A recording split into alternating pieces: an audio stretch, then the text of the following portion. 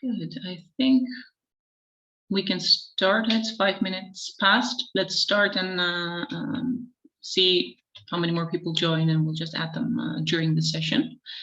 So thank you very much for joining us again for this third masterclass. The last one in this format for this, let's say, series of masterclasses, but you will hear more about that from our speakers. I think I'm going to ask Arjan to give us a short recap of the previous masterclasses and introduce you to what we will be doing today. Thank you very much, Natasha. I will share my screen to have a few slides here. Everyone can see them if I'm correct. So masterclass number 3. So thank you very much for joining again. And I'm very excited about today. We're talking about up beforehand, and we're really excited about this one as well. It's the last one in this particular format. But there's some great speakers there in Martijn Driesen and Anna Sorel, and of course our own Yvette Bachen.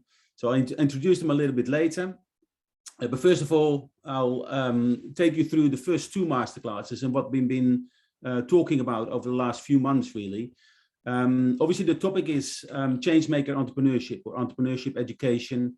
And the introduction was from Martin Lakeus and Yvette, really around value creation, pedagogy, and how it really kind of changes the vibe in the classroom, right? So it really helps with motivation of students. It helps with variation of teaching. There's also less conflict and more collaboration on the back of that type of teaching.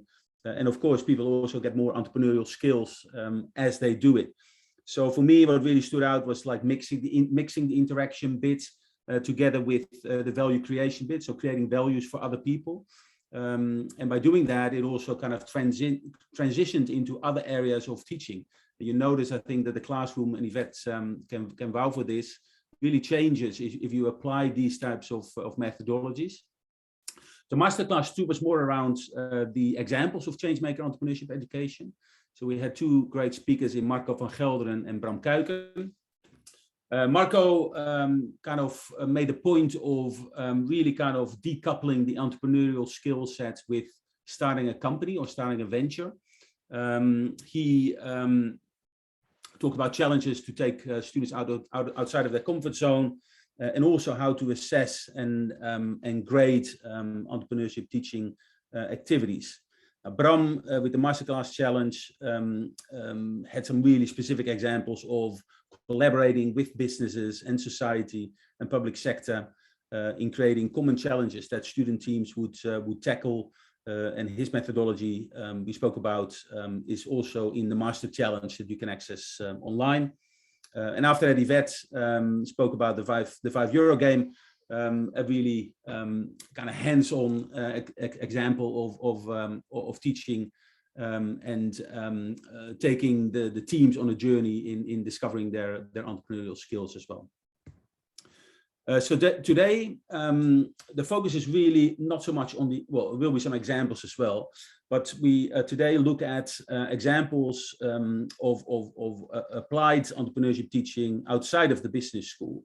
And this is very interesting because obviously usually we would connect these types of activities with the business school, but it can also be applied outside, and all the 3 speakers will focus on that. So we're really happy to have Martijn back. He did a masterclass with us about a year ago, and he can talk about the entrepreneur scan. He's a founder and CEO of that. He's actually been in the business for 25 years, and he started out in 1997.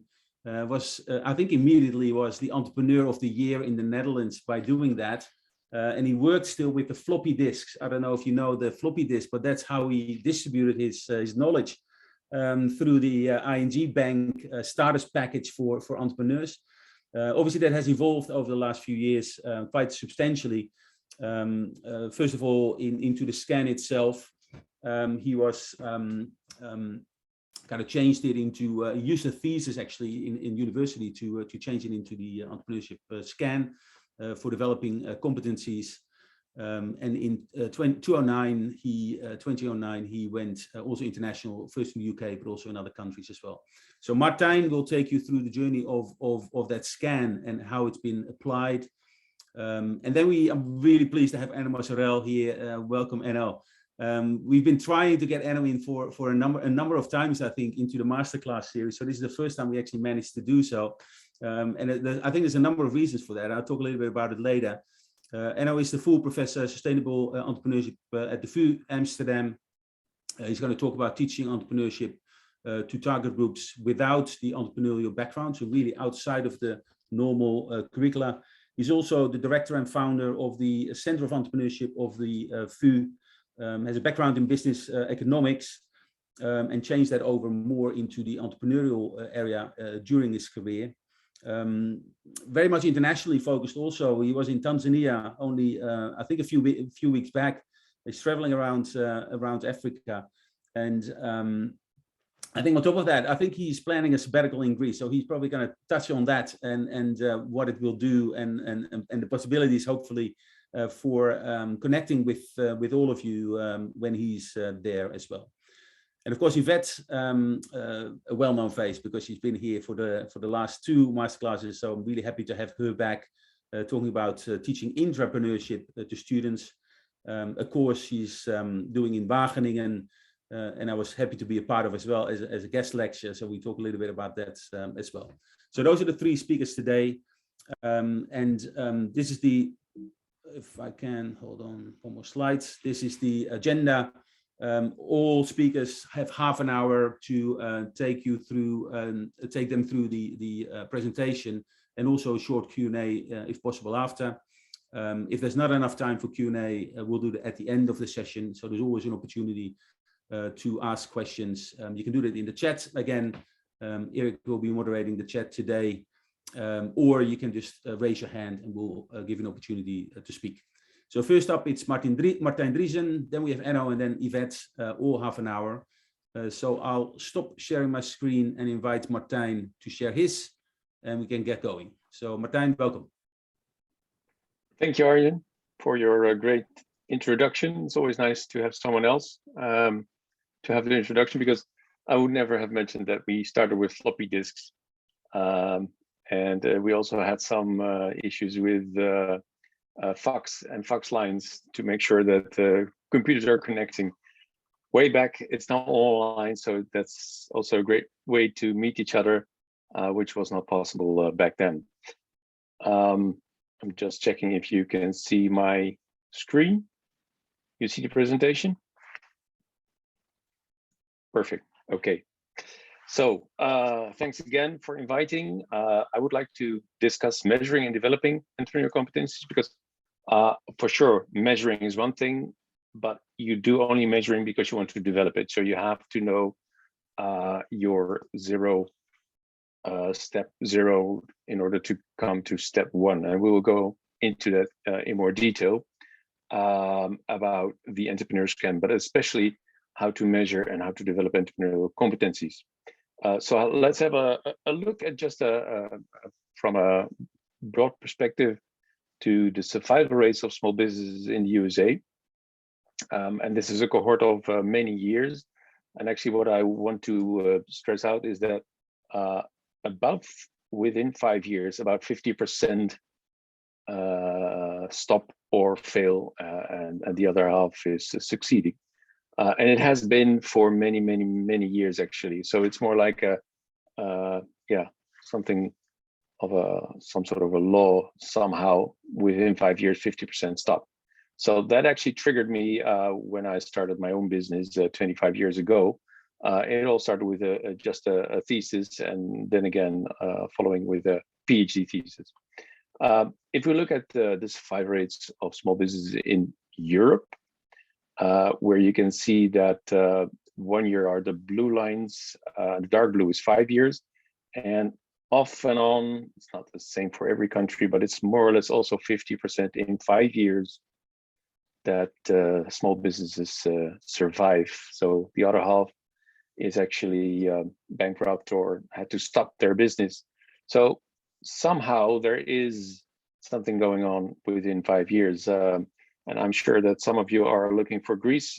Somehow those data was not available, so I'm sorry it was not in the picture for Eurostat's about the survival rates of small businesses, but I'm sure it's more or less the same, about 50% all in all on average. So actually that made me think about what makes it that if you look at businesses that one fails within 5 years and the other is still succeeding. And let's say we have the Entrepreneurial University, as you can see on the back here, and we have a beautiful drawing by Peter van Straten. And actually, if you look at the person, and let's say you look at the older man, let's say he's a teacher, and of course at the Entrepreneurial University, he needs to be entrepreneurial, of course. But if you look at him, he doesn't really look entrepreneurial, does he? So the question is, how entrepreneurial is he, and in what way? So let's say that, how do you do that? How can you know if someone is entrepreneurial, yes or no? That's quite difficult, because if you look at him, he doesn't look entrepreneurial, but he could be. Let's see what his wife, or maybe his mistress, or someone else, I don't know, says to him, like, okay, of course you're not enterprising, I know that, you know that, but they don't know that, because how do you measure it? How do you look at someone and saying and seeing what entrepreneurial competencies are? And this is actually where the eScan came up, is that we wanted to have a tool to measure as objective as possible the entrepreneurial competencies, and that's where actually the eScan came in. The question then still is it nurture or nature? Because if it's nature, there is something else that we need to measure, and it's a yes or no question. But as we have found out, or at least some beautiful scientists, that it's actually much more nature of nurture than it is nature. So we know it is in the upbringing, or in the coaching, or in teaching. We're not quite sure about that, but at least we know that due to the comparison between adoptive parents and biological parents, it has to be nurture rather than nature. It plays a very small part, so it's much more nurture. So that's where we came up with the eScan, and E is of course the E for entrepreneur or entrepreneurship. And actually it's a data-driven online scan that helps students, or entrepreneurs for that matter, to see how entrepreneurial they are. And you see it in graphic and in textual, how they score on actually the most important competencies that you need as an entrepreneur. And of course, also what type of entrepreneur you are, because some businesses ask for a different type of entrepreneur than other businesses or other phases of a business. And that all takes place on the e-platform. I will show you a little bit more about that later. But actually, it is a tool, an online tool. And as Arjen beautifully stated out, it started with floppy disk. So it had to be only 1.4 megabyte. So it is a tool, but as with any tool, you need someone else to really get into it. So a peer, or rather a coach, that can help you develop a strategy for personal development. So actually, that's what mostly happens. People want to take a scan and they see, oh yes, this is more or less me, and that's where it stops. Actually, that's where it begins, but we will come back to that. So measuring is one thing, developing is the other. That's why we also created some innovative tools like the confrontation tool and Smart Goals Wizard to help people set goals, personal development goals, and really make sure that they attain them, because people want to become more self-aware, or more self-belief, or more endurance, or more risk-taking. The question is, how do you know that you really have reached it? The question is, how much more do you need to grow, especially for the type of business that someone is in? We will look into that as well, because we have done some research on that part. If you have teams, especially with startups or students in combination in groups, it's actually very interesting to have the eScan team analysis, where we actually have each individual eScan of every student, and then the eScan team analysis actually makes it clear how well do persons go together, or are there still blind spots? And especially with startups nowadays, this is a very handy tool. This is just an example of the eScan, where we have the most important competencies, like need for achievement, social orientation, self-belief, risk-taking, market awareness.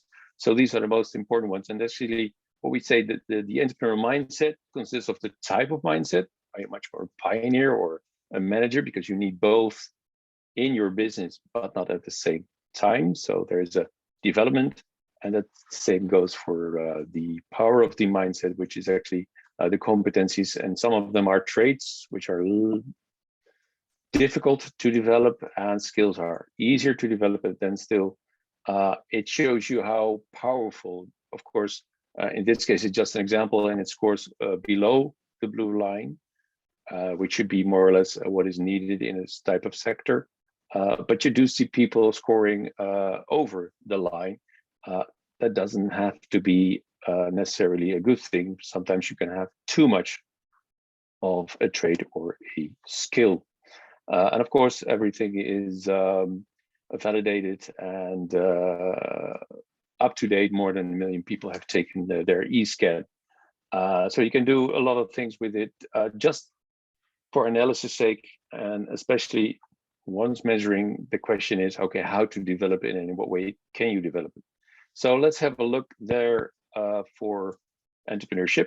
In this case, the definition of an entrepreneurship, and I also drew in the Entrepreneurial, which is a framework that existed in 2016, whereas the PhD thesis was in 2005. And actually, what I wanted to make sure is that you see that it's the same, where we said, okay, seeing opportunities, recognition, then of course taking advantage of the opportunities, making sure you do something with it, and then create value for yourself and others sustainably. And that's also, I think that Arjen also told you and spoke about creating value for others.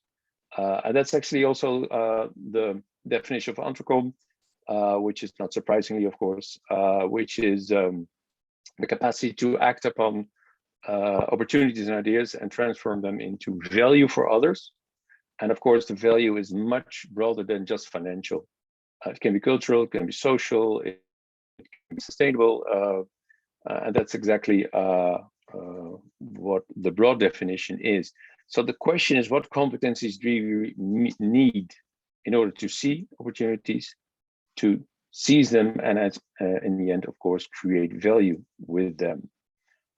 In that case, here you see something I'm sure you're quite familiar with, which is, of course, the Entrepreneurship Competence Framework from Entrepreneurial.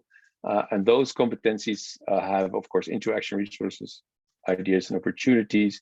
And what we have done is to make sure that the scan that we created before Entrepreneurial matches the competencies with the Entrepreneurial. So here you see we have different names for it, but in the end, you can relate them to other competencies from the Entrepreneurial network. So you have a perfect tool for also measuring those competencies. Well, the e-platform, we started with the floppy disk. Now it's all online. It's responsive with e-learnings and all kinds of development tools, because the one thing that we want is not so much measuring and saying you're an entrepreneur, yes or no. We're talking about intrapreneurship later on. And I think that also Marco Verhelder put it out. It's not so much if you are an entrepreneur, it's much more how entrepreneurial are you, and how entrepreneurial and are you entrepreneurial enough for the business that you're in. And then of course it's handy to have all kinds of tools that are at the tip of your fingers to use. When we talk about entrepreneurial development, and now we're going much more into the development part of it. Of course, for one thing, you need knowledge transfer about the business plan or other things that actually is telling people how it is. So teaches what entrepreneurship is. That's a traditional type of learning. If we talk about personal development, if you talk about skills development, then of course it's much more important that it goes together with coaching, self-learning, reflective learning, and especially feed forward. So not only doing things, but also learning from it. Not sure if that is really something available at universities or at high schools where entrepreneurship is taught. sometimes it's something that is left to the students themselves or maybe someone else, but that's actually quite important feature, because if you ask yourself how to grow an entrepreneurial mindset, then entrepreneurship education is not the same as entrepreneurial skills development. I think that if it's a broad definition, then certainly part of it, but most times when I look at it, it's there but not really there. For example, you have like skills development through gamification, which is one of the best ways, just learning by doing things. But the problem with doing is that a lot of students have done a lot and it was fun to do, but they haven't learned in what way they learned entrepreneurship, or in what way they have learned more about themselves and what makes them entrepreneurial and what makes them not entrepreneurial. And in my opinion, teachers don't have to be entrepreneurial, but they really need to know how to coach young people to grow an entrepreneurial mindset. So reflecting, as we have seen with the other slide, reflecting, feed forward, coaching young people. Okay, what has been done? What have you done? What could have you done to really learn about what they have experienced? Although the experience is fun in itself, of course, many times much more fun than just learning about the business plan and aspects of that, which in the end is also important, but I think you should combine it. If we look at the Young Enterprise Student Company program, which is sort of a gamification, we have used the eScan, and we with a pre and a post measurement, and we saw that the entrepreneur attitude, which is much more with traits, the motivation, it still grew with 27%, and the skills grew even more with 31%. So they're easier to develop, but still without coaching, without having certain programs or specific moments to reflect on it, it doesn't help that much actually. So that is an important part. When we go back to where we started, like the 50% more or less high failure rates for businesses worldwide, we also have done some research programs with existing entrepreneurs and starting entrepreneurs. And that's where we had a growth program, which is called Start Smart. We've done that with the Chambers of Commerce in the Netherlands, and research was done by the ETS. And here you see actually the pre and post measurement. So you see the need for power, need for autonomy, endurance. So those are the abbreviations which you can see on the right. And the first measurement is actually completely below the second measurement. So we can see that a lot of them grew, and especially from EF, which is self-belief, creativity on. So the orange part, that's where the growth was actually significant. So it must have become, and it must have been because of the program.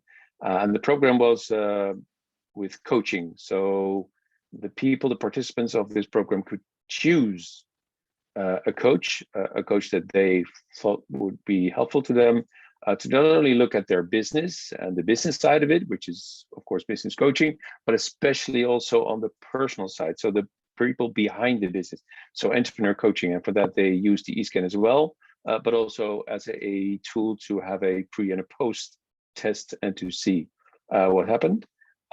Beyond looking at the data a year later, also have looked at it 5 years later on. And as we have seen that on average, the UE average was about 50%, 49% in this case, in this cohort, the same as for the United States, more or less 50%. With this growth program, looking at it 5 years later, looking back and asking the people what their business is about, then we see actually that the growth program yielded 89% still in business. So only 11% had to stop or worse, get bankrupt with their business. So in that case, a huge, and this is of course a broad perspective, it's not only startups with technical or disruptional ideas, also just the mom and dad companies or the solo entrepreneur, the typical web designer that you go to when you need a website, for example. So this is, I think, very important. If you summarize that, focus on skill development and attitude, especially the motivation, is very important. Meaning to say that it's not important that anyone becomes an entrepreneur, but at least becomes entrepreneurial, whether they start a business or whether they go to work at a large organization and maybe become the intrapreneur rather than the entrepreneur. But I'm sure Yvette has some ideas on that as well. A pre and post measurement to show the growth and impact also to the people themselves, because sometimes they not always have a clear view of what they have learned. And with the test, it's sometimes get a very precise and concise and practical feedback, like, oh, wow, I wasn't aware that I was grown. That they feel it, but they don't see it. Creating an enterprising culture as soon as possible, because that really helps. Sometimes, otherwise, it's like just an assignment or just a thing in class. And if you have the culture, sometimes it helps people to become even more entrepreneurial within that culture. And teaching is different from entrepreneurial coaching, especially when you talk about feed-forward and summative judgments. And then again, also with the mindset profiles, you can have a team diversity. You can also learn people that you have certain aspects. As an entrepreneur myself, I have my weak points. I have certain ways of thinking. Others I don't. So I really need to know myself and how to complement them. And the better you know it, it's easier to complement, because you're not going to make the mistake like, oh, I'm the entrepreneur and I have to do it myself, which is most of the times going the way. And why not teach it at university? And the last one, the teachers must take the role of a coach, because they are the catalyst in skills development for measuring and development competencies. Thank you. That was it. Thanks very much, Martijn. That was a great presentation. Time for questions. There is some time for questions, so I would like to open up the floor for people to either raise their hands or to ask some questions in the chat. Both is possible. So let's see if anyone pops up here.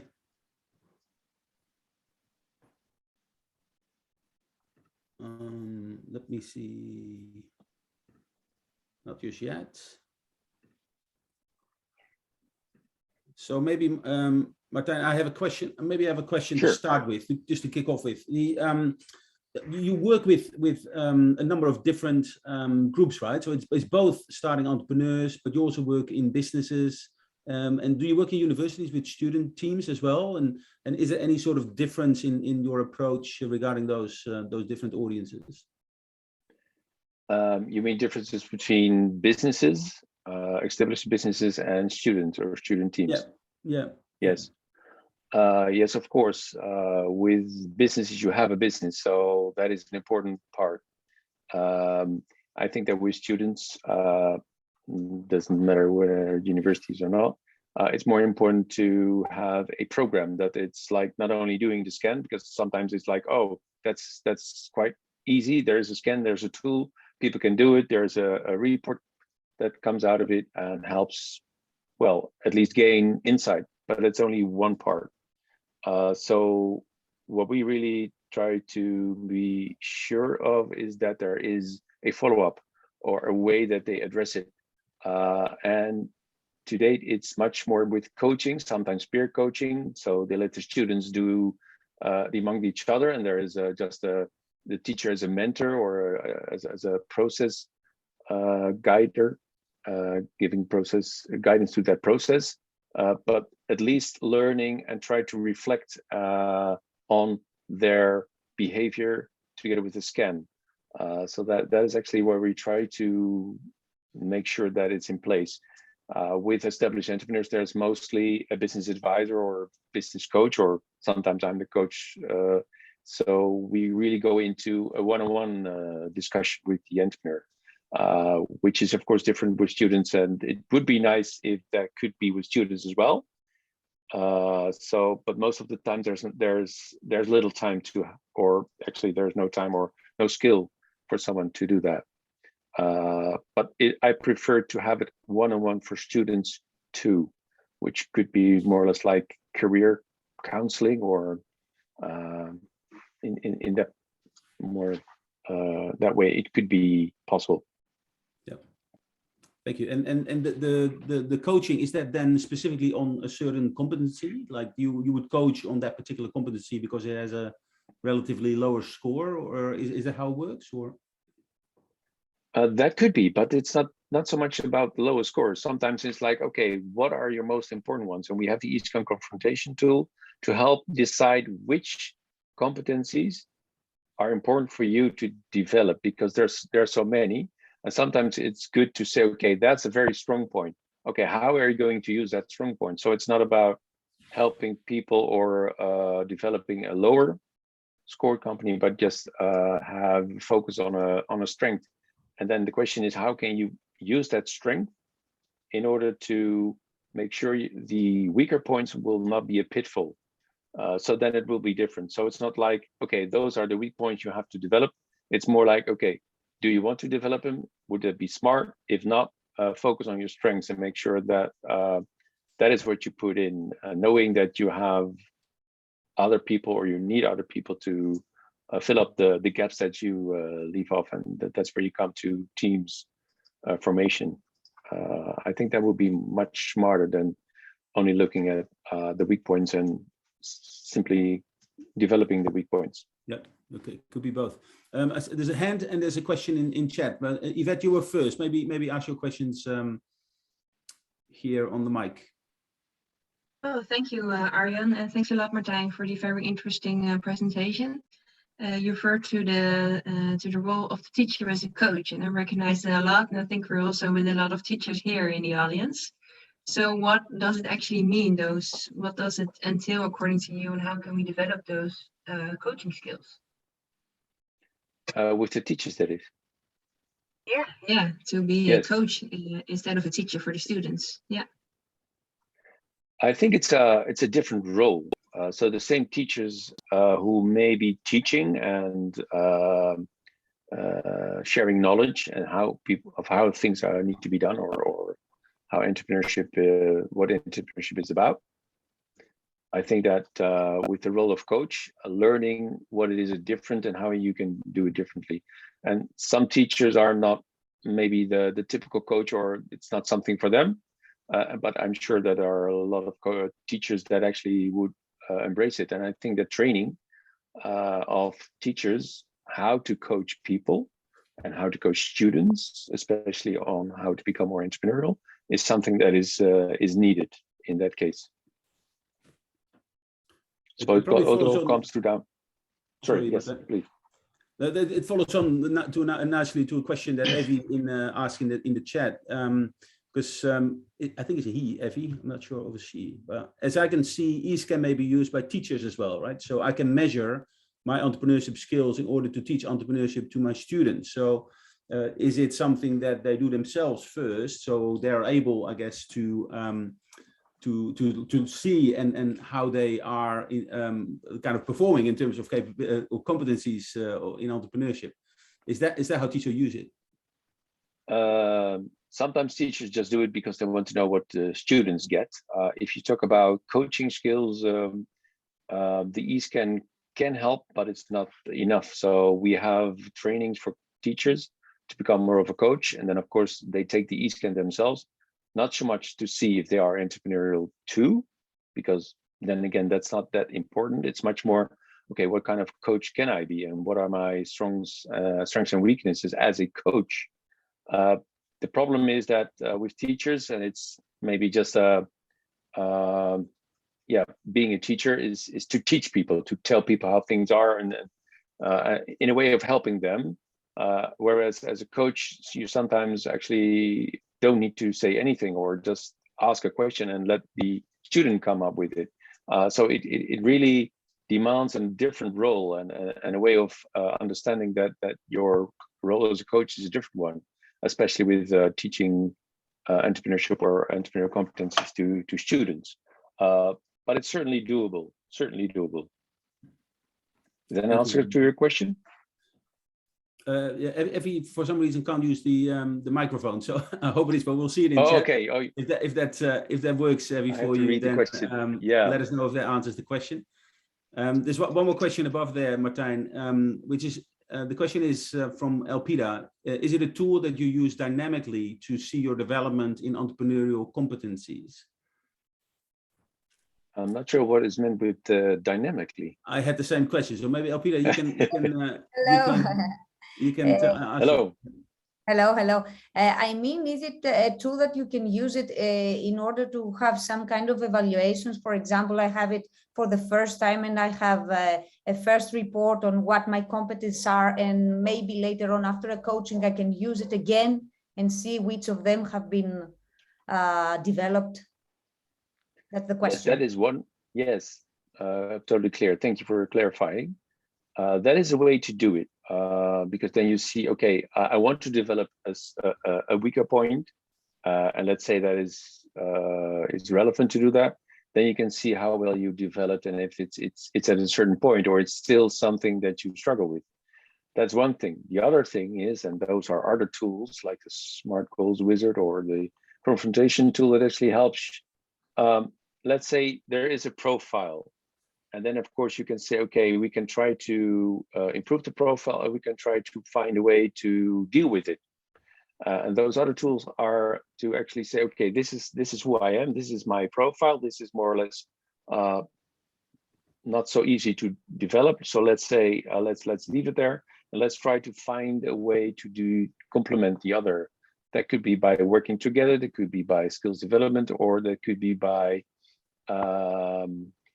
changing your tactics, or changing your strategy, or being a different entrepreneur than you actually would like to be. Because sometimes people are maybe much more of a pioneer than a manager, and once they take over a business, for example, they need to be much more of a manager, an entrepreneurial manager that is, then they need to be a pioneer. And sometimes people have a great idea, but they're not the pioneering type and the salesperson type they actually need to be. So in that case, it becomes very clear that they may have to either come up with a new idea or work together with others that actually complements them and makes sure that they are in their strength, working together with someone else who is in their complementary strength.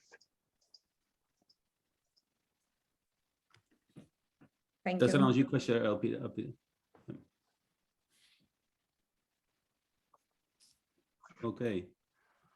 But then maybe one more question just from my interest. Does this scan also kind of discourage or encourage people to actually start their entrepreneurial journey, or is it more like you're already on the way and you just use it as a way to kind of, where do I need to kind of have my focus or not?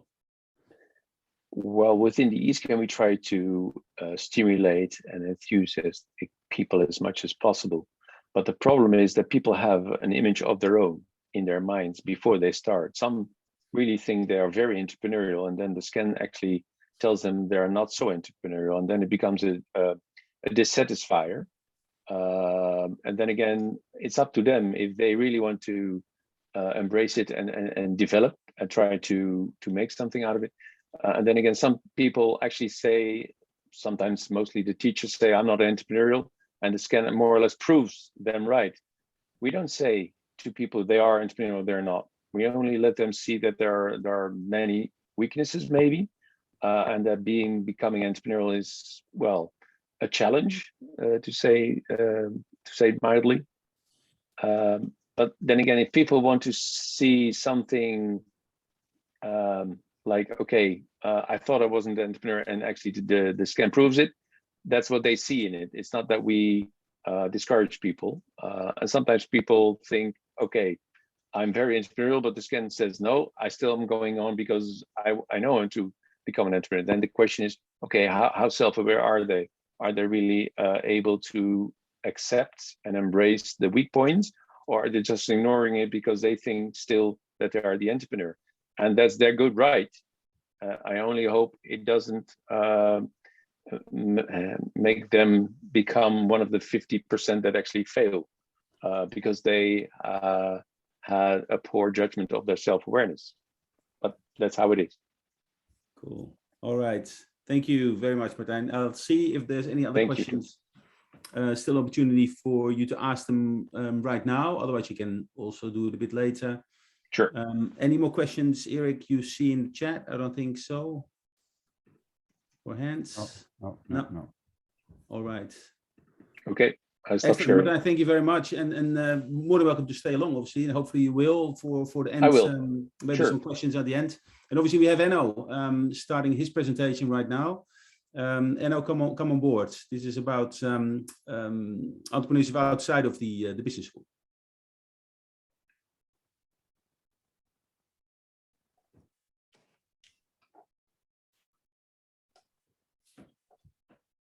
Yes, thank you very much. And then the obvious question, do you hear me? Which is a Yes, very loudly. strange question, Loud and clear. because if you do not hear me, you cannot confirm, of course. Thank you very much for inviting me to this session. I'm really happy to be here. I'm going to talk to you and I'm going to discuss with you what I call external entrepreneurship education, especially the way of teaching entrepreneurship to students outside the business and economics domain. You might think that there's most education in the field of entrepreneurship within business and economics, but at least at our university, we are really developing when it comes to teaching entrepreneurship to other faculties and departments. A little bit of my own background. A number of things already have been, the first two bullets have already been dealt with by Arjan. Third bullet might be interesting. I'm also the program director of a master in entrepreneurship. It's a joint master that we offer, that is offered by the Free University and the University of Amsterdam. And my co-director is Bram Kuiken, who already also performed in this show. Well, you know Bram, and then you also know that it's very good to collaborate with him. And this really smoothens the collaboration between our university and the University of Amsterdam. And that's a long story why this is a joint master. But I always phrase it like this: with being joint, we show that Amsterdam is not competing within Amsterdam, but Amsterdam is competing with the world. So we're not really humble and modest, as you can see. Bullet number 4, when we talk about entrepreneurship, I also have some specializations and that I pay most attention to. And in general, they are innovation. Well, who's not in innovation nowadays, but you can also apply it in a number of directions. One of my most recent papers is about sustainable business incubators, and which also shows that about 15 or 20, between 15 and 20% of all business incubators in Europe call themselves sustainable. Also pay attention to the life cycle of the firm, in which we discuss how a firm changes over time from conception to start, to scale up to maturity, to decline, but also how the entrepreneur changes with his or her entrepreneurial roles, or should change.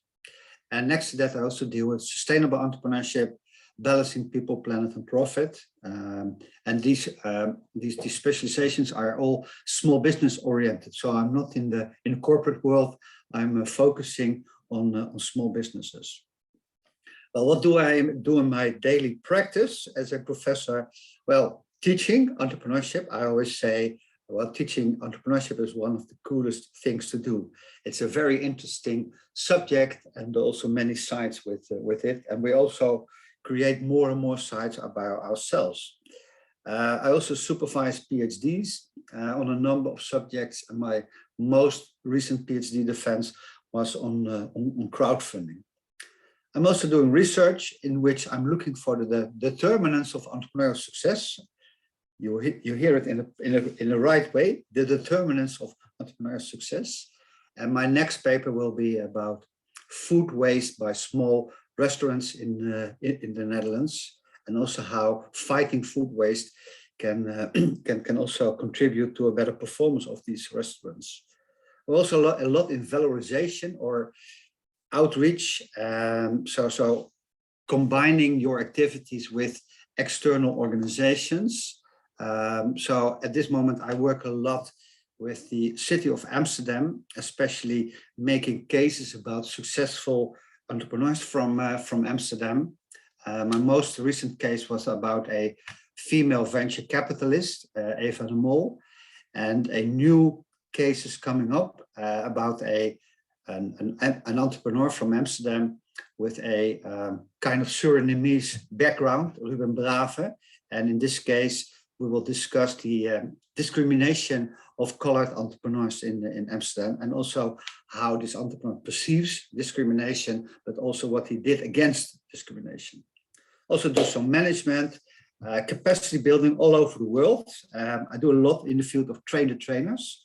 And trainers especially means train university lecturers. And as Arjan already mentioned, I'm just returned from Tanzania, where I trained in 2 groups of 15 university lecturers. Especially we did two workshops on the determinants of successful repayment of microcredits. And also do a number of consultancies and presentations. I have 2 nicknames, by the way. One nickname is Mr. Brightside, because I'm a very positive person. And my other nickname is the Yes Man. Maybe you have seen the movie The Yes Man. And this is about the guy who always says yes. And that's also what they accuse me of when they knock on my door and somebody comes in and said, are you interested in teaching entrepreneurship there and there and there? I always say, yes, I am interested. And now let's talk about the feasibility. And as Arjan also mentioned, I'm on a sabbatical leave, though not many people notice that I'm on sabbatical leave. But this sabbatical leave is mostly meant to work on activities that I did not really get to in the previous two years. And one guy last year was making jokes about the famous book by Enno that's halfway already for 2 years. And then I started, I got to do something about that and finalize my book. And also I wanted to travel to Tanzania, but I will also be in Athens in the week of 4th of July. And with Alexandra and Natasha, we will organize a summer school on sustainable venture development at Orange Grove in Athens. And you really should talk to Alexander whether there are still seats available. I think so. But I'm looking very much forward to join you in Athens. And I also have, by the way, some space in my program. So if you want to meet me during that week on a one-to-one basis, you're also very much welcome. So switching to entrepreneurship education. I always start telling about the core of entrepreneurship education at our university. Where is the core? Well, the core of entrepreneurship education is very much in our School of Business and Economics. Although in the past, we also had other faculties claiming, like social sciences, claiming that they are also the core of entrepreneurship education. And I said, well, you're most welcome to tell people that you are also the core of entrepreneurship education. So we are not ignoring you. And we also have initiatives from social sciences, but also from the Faculty of Science that also claim to be some core of entrepreneurship. It's fine with me. Our flagships in the entrepreneurship education at the School of Business and Economics, it's, as I already mentioned, the joint master in entrepreneurship. I will tell you a little bit more about that in the next slide. But we also have a minor entrepreneurship, 30 credits in the 3rd year of the Bachelor Business Administration, and also open to students outside the field of business administration. We also have an international summer school in entrepreneurship, in which we welcome students from all disciplines from all over the world. And of course, due to COVID, we did not organize these summer schools in the past 2 years, but we will be back as I promised. And we also have many related courses in our school, but also in other faculties and schools. There are many entrepreneurship courses. But this is the core of our entrepreneurship education. To tell you a little bit more about what we aim to do with our joint master in entrepreneurship. As said, together with Bram Kuiken, I'm the program director already for 4 or 5 years. I must say that we changed the program a little bit. And so our statement is that we provide the students with cutting edge knowledge on entrepreneurship, relevant skills, and an entrepreneurial attitude. So we work on your attitude. We work on the development of your skills. As Martijn already mentioned, we are also very much in the field of nurture, but we also deliver you cutting edge, very modern knowledge in the field of entrepreneurship, because a lot has been written in the field of entrepreneurship, and we are a university after all. So we also have to teach theories. And Bram and I always say in the master, there should never be theory alone, no theory for theory, but neither practice for practice. So we always aim to have a combination of theory and practice. So theory can be, okay, this is the theory, test it in practice, or this is a practical problem, look for a proper theory that can help you to solve this problem.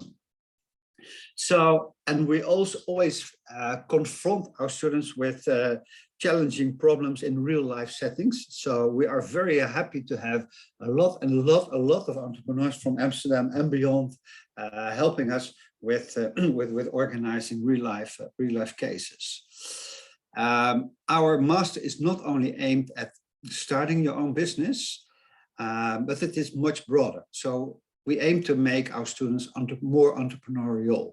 Also, when you're looking at our alumni, we always do a survey on our alumni from the Master in Entrepreneurship. And if we look back, we see that more than half of our alumni, they have a job with a corporate, and only less than 20% started their own business. And many of them already had a business, of this 20% already had a business before they joined our master. So we do, in fact, we do not create so many new businesses. As I said, because most of our alumni, they work in a corporate setting, and apparently they are very attractive for corporates to be hired. What we do not offer, I always emphasize this one, what we do not offer is a handbook, how to become a successful entrepreneur in 7 steps or so. That's not what we do. And in the past, many students tend to come in and they thought, well, we are going to make you a better entrepreneur. Yes, we do, but we do not offer this handbook. And we also say we teach for entrepreneurship and we teach about entrepreneurship. And teaching for entrepreneurship is that we aim to make you a better entrepreneur. And teaching about entrepreneurship is we make you an expert in the field of entrepreneurship. And of course, the two overlap, but we do not only focus on creating better entrepreneurs. That's very important to realize. Now switching to my, my core subject, our external entrepreneurship courses, as I mentioned them. Well, at this moment, I counted them this morning and we still have them.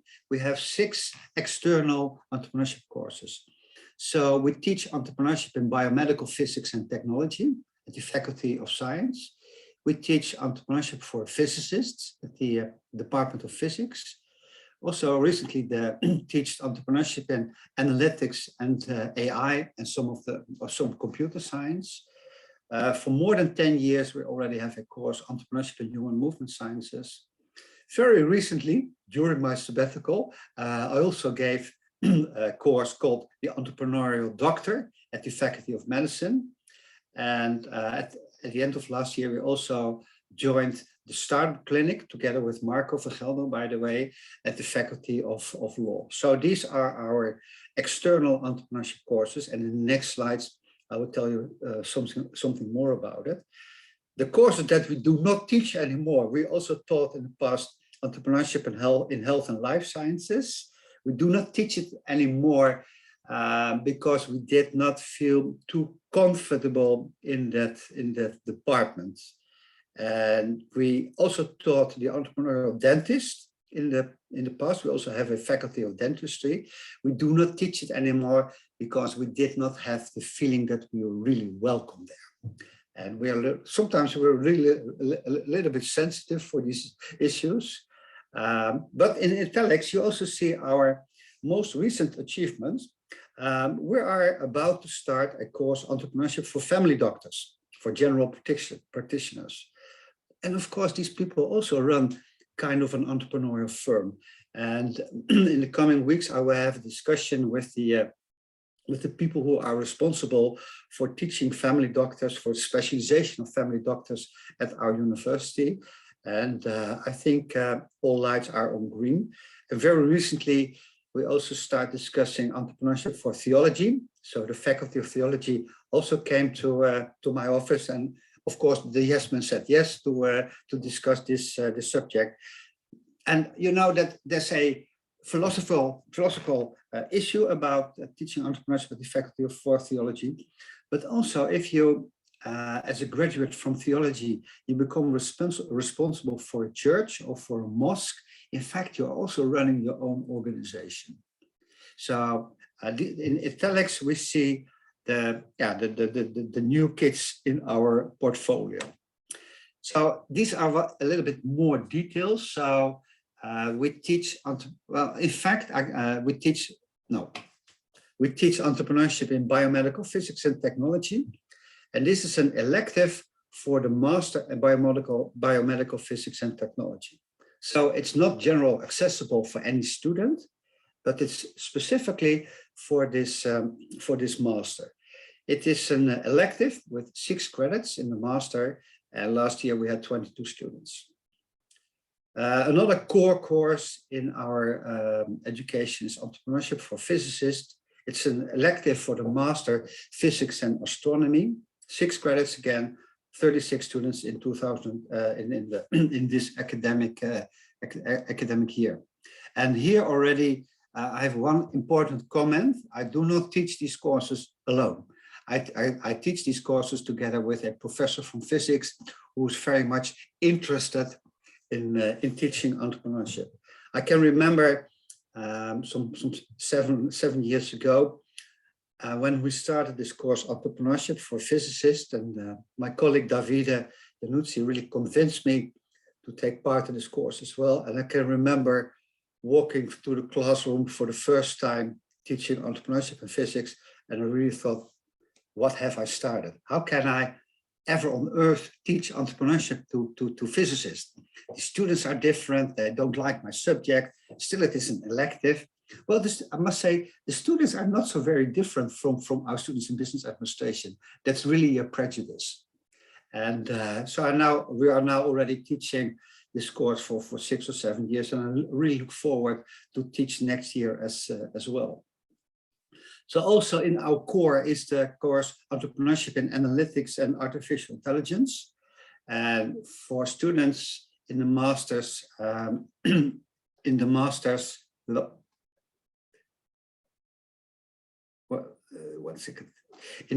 mathematics, stochastics and financial mathematics, artificial intelligence, computer science, business analytics and information sciences are welcome here.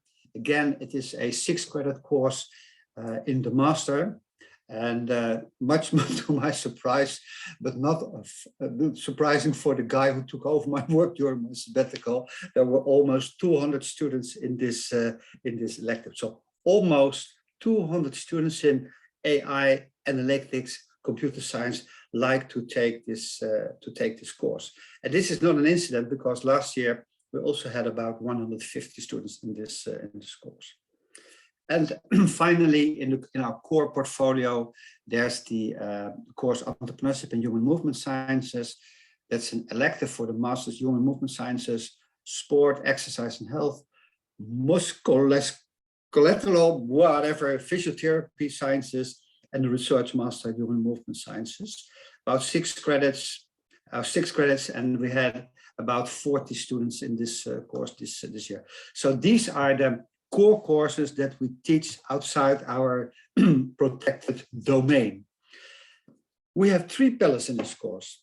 First, the students will be introduced to business planning, and they have to use our own our own business model canvas. In fact, it is a business model canvas for startups and for scale-ups.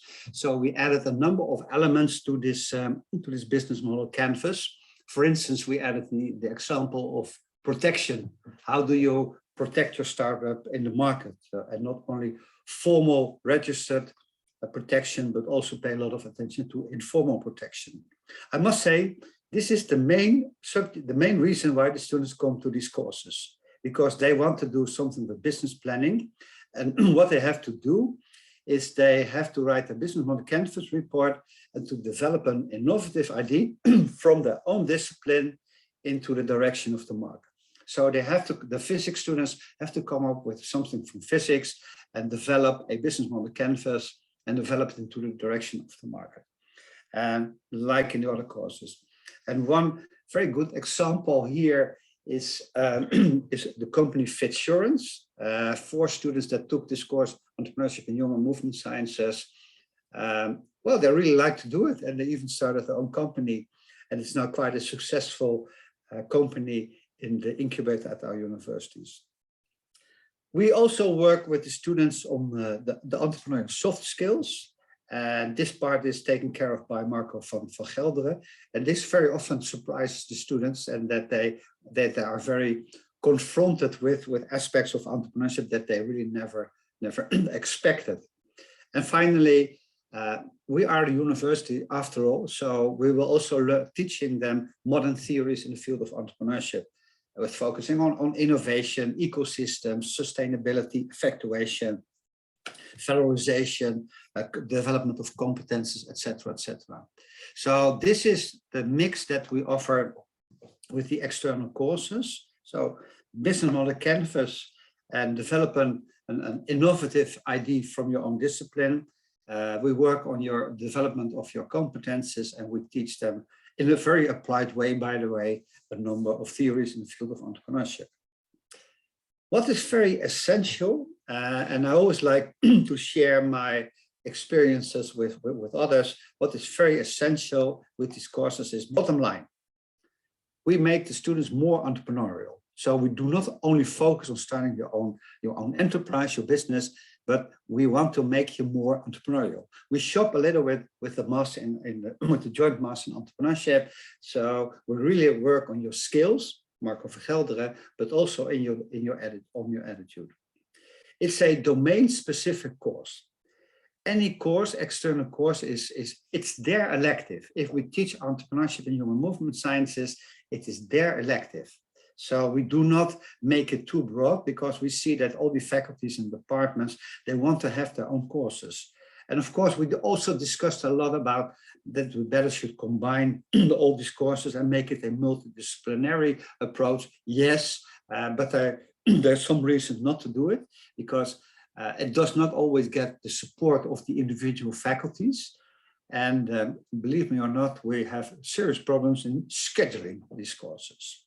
So it is their elective, and we select guest speakers. So we have a number of alumni supporting us. So we select guest speakers for each course, and we also work on examples from this very specific discipline. We do it in the master stage. So this is rather close to the first, well, so some initial steps to the labor market. Sometimes I think that when you do this in the bachelor, that the students are in a mental way still too far away from the labor market. It is formalized. The students, they earn credits, and it's also in the study guides. So entrepreneurship for physicists, it's in the study guide of physics. So it has a very formalized official status. We teach them as electives. So no mandatory courses. A number of years ago, I taught a mandatory course at the Faculty of Science at the University of Amsterdam. And there were obvious a number of students that were really not interested in my subject, entrepreneurship. They came here to study science, and they want to do hardcore physics and chemistry. And they are not waiting for a guy who's going to teach them something about entrepreneurship. They were, and this was the only time that I taught a mandatory course in entrepreneurship at the external master level. I will never do that again. I learned a lot from it. We also work with specialized staff. So really we work with people with a proper entrepreneurship education background and experience. Marco van Gelderen, Bram de Kuiken could also work with us, but you also need to have some self-reflection. When you teach entrepreneurship to students in physics, you can get a discussion with the students in science about the use of the word model. And the students in physics may tell you, well, you say this is a business model canvas, but sir, this is not really a model. So you really should be a bit open to that, and also have some self-reflection and an open discussion. And you really should make it a little bit of fun for yourself as well, and take the students very seriously, of course. Appointment. When you teach external entrepreneurship education, you should also always make it part of the lecturer's official workload. So it's not a voluntary activity, because it takes a lot of time and somebody has to organize it. So you have to have yourself paid for these for these lectures and these courses. So we have a little bit complicated financing system, but in fact the other faculties, they pay me to take care of these to organize these courses, and next I hire a number of people to help me teach in these courses. So there's a proper payment for our activities, and I'm very thankful for all the subsidies that we received in previous years, and that we, in a relaxed way, we were able to develop these all these entrepreneurial courses, and Erik has been very helpful in acquiring all these kinds of subsidies. So these are essential elements in our external entrepreneurship courses. So bottom line, my statement is you can teach entrepreneurship at each and every university, faculty, school, and department. So why wait? And my question for you is, what do you see as the main obstacles to teach entrepreneurship at the domains outside of business and economics at your own university?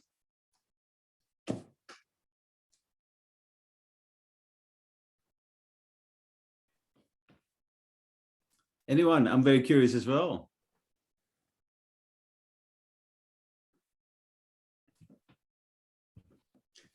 Do you see the main obstacles in getting accepted on the faculties?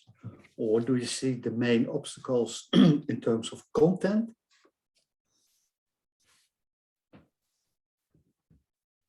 Well, maybe if I may respond first, Enno. Thank you for the really interesting talk. I can see your optimism and enthusiasm in the way you tell about entrepreneurship. It's really nice. Yeah. I think an obstacle that we sometimes have is that if teachers from other domains hear the word entrepreneurship, they feel like, oh, that's not for me. Because they think of startup creation and, well, this narrow definition. Is that something you recognize too? And how do you deal with that? Well, to tell you a little bit, I can give you an illustration about our ambition to teach entrepreneurship to family doctors. I've tried to get access to the faculty of medicine for many times, and all the times I jumped out one way or the other. And then I got a little bit of an access to this faculty, and I got the impression that I'm now at the right moment with the right people to develop this course for the family doctors. And I also explained to them, how do I perceive entrepreneurship?